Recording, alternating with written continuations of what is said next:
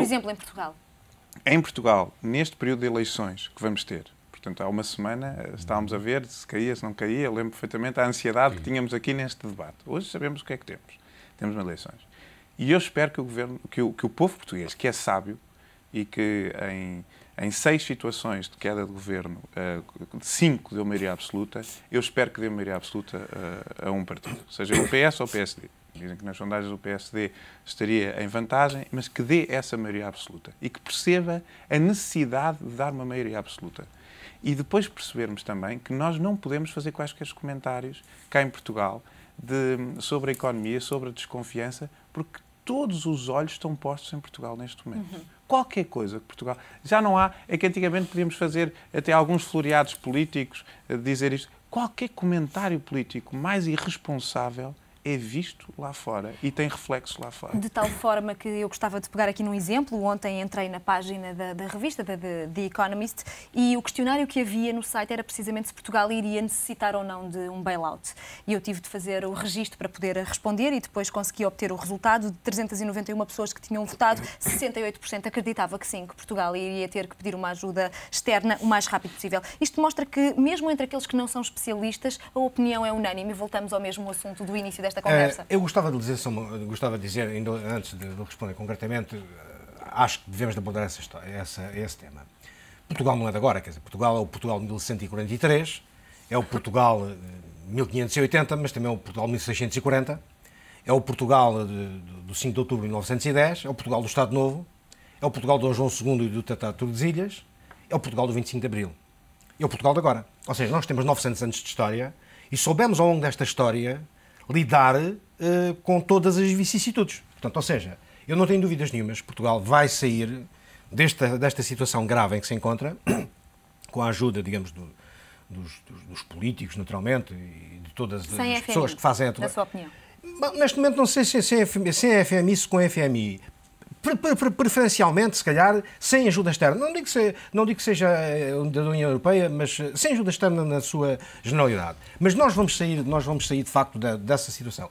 Relativamente a essa matéria, eu acredito, contrariamente aos 68%, sim, de pessoas que acreditam que Portugal não vai precisar da ajuda externa, os próximos dias vão determinar, porque de facto hoje estamos a assistir, Portugal vai precisar de financiar este ano, tem que ir ao mercado uma série de vezes ainda, as taxas de juro, se bem que se façam, digamos, em termos médios, mas nós temos que ver sempre em termos marginais, quanto é que nos está a custar mais, e de facto em termos marginais não são sustentáveis também, não só em termos médios, mas também em termos marginais não são sustentadas essas taxas de juro. Naturalmente temos que fazer alguma coisa para inverter essa tendência. Acha que Portugal tem dinheiro neste momento para a tranche que vai vencer já a 15 de Abril? São 4,25 mil milhões de euros. Não, eu acho que não tem. Repare uma coisa, não só Portugal, mas todos os, e até nas famílias, portanto, quando existe uma dívida que é grande, tem que se vencer num certo e determinado momento, ou se entender for, ou se paga. E para se pagar, para não se entrar em default, é porque não temos financiamento. Temos que recorrer a alguém que nos ajude para pagar essa dívida. E onde é que Portugal pode bater a que portas?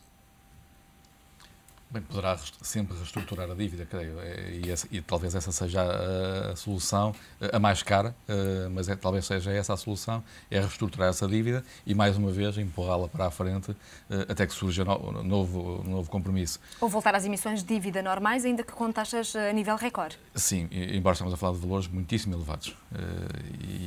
As emissões de dívida normalmente têm sido feitas para fazer face à despesa corrente, é que efetivamente estamos a falar de um valor muito significativo eu creio que é a primeira vez que se vence um bloco com esta dimensão e ao qual é necessário fazer face. E depois há um segundo em junho e eu pergunto, se Portugal passar a primeira aprovação, passará a segunda aprovação, uma vez que nessa altura provavelmente já terá um governo, não se sabe exatamente de que cor, mas...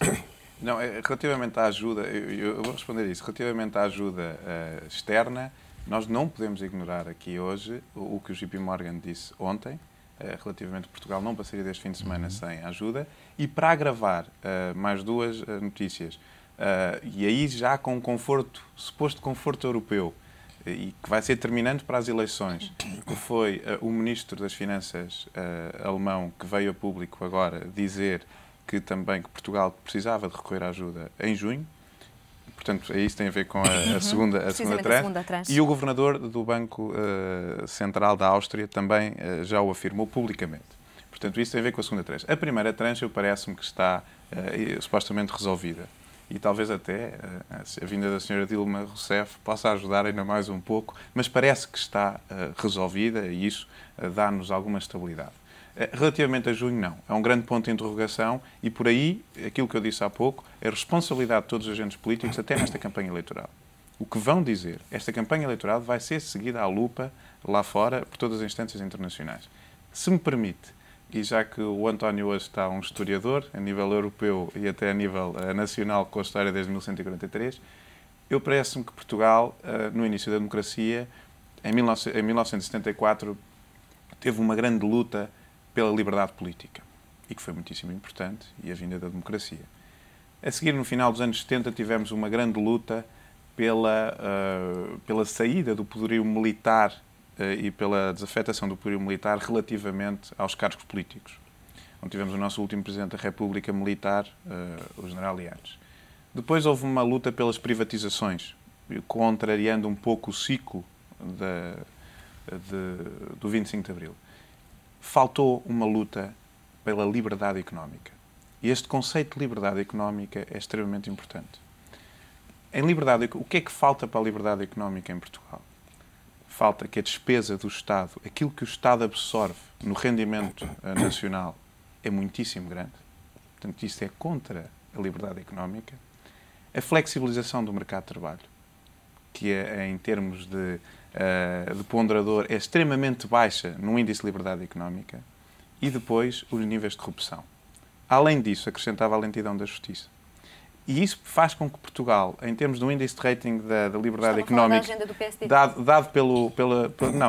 mas pode se calhar, pela Fundação Heritage em Washington, faz com que Portugal, no índice de liberdade económica, esteja em 69º lugar a nível mundial. Acima de Portugal estão países como Panamá, o México, a Polónia, a Polónia já está em vários, a Roménia e outros. Eu estou a falar em liberdade económica, porque depois também tem países onde a liberdade política é muito limitada e também estão à nossa frente. Mas não travámos esta luta pela liberdade económica. E depois havia um modelo assente que dizia que a dívida era eterna. Eu lembro Hernani Lopes, nas últimas entrevistas que fez, a contrariar, dizia assim, eu contrariei tanto tempo muitos colegas meus economistas que diziam que estava assente. Não, isso o dinheiro nunca há de faltar. Mas há um dia que falta, porque nós não estamos a fazer o nosso trabalho de casa. E porque fala do dinheiro que falta, eu gostava também de falar aqui um bocadinho consigo em relação ao corte do rating dos bancos. Que consequências é que vai para as famílias e para as empresas no imediato? Bom, relativamente àquilo que disse do índice de liberdade económica, só dar aqui, digamos, uma pequena observação. Nós sabemos que as grandes instituições, tipo Banco Mundial, tipo OCDE, quando fazem digamos, os seus índices ou quando fazem os seus trabalhos relativamente aos países, há sempre um conjunto de fatores que são potencialmente observados e que acabam por ser observados, digamos, aos critérios, debaixo dos critérios de cada uma dessas instituições. Eu, particularmente, alguns dos critérios que classificam os países, independentemente de ser esse ou de ser outro critério, um outro índice qualquer, eu tenho sempre algumas dúvidas, porque muitas vezes a inferência estatística que é abordada não é abordada da forma mais conveniente, da forma mais correta, e às vezes até há alguns erros na própria tradução do que são indicadores internos para depois passá-los a outro patamar em termos de indicadores externos. Desconfia então deste tipo de sim, quer dizer, mas não é deste concreto. Em termos gerais, há abordagens que eu já tenho visto em termos académicos, que nós chegamos à conclusão que existe ali alguma... Eu não digo que é má fé, não é nada disso, quer dizer, existe alguma falta de informação de base que permita interpretar, de facto, a grandeza como ela deve ser interpretada, a grandeza desses índices. Estes 4 fatores que eu refleti, acha que estamos numa posição extraordinária em Portugal? Tanto a nível da justiça, como a nível da despesa pública, como a nível da flexibilização do mercado de trabalho, como a nível da corrupção? Não.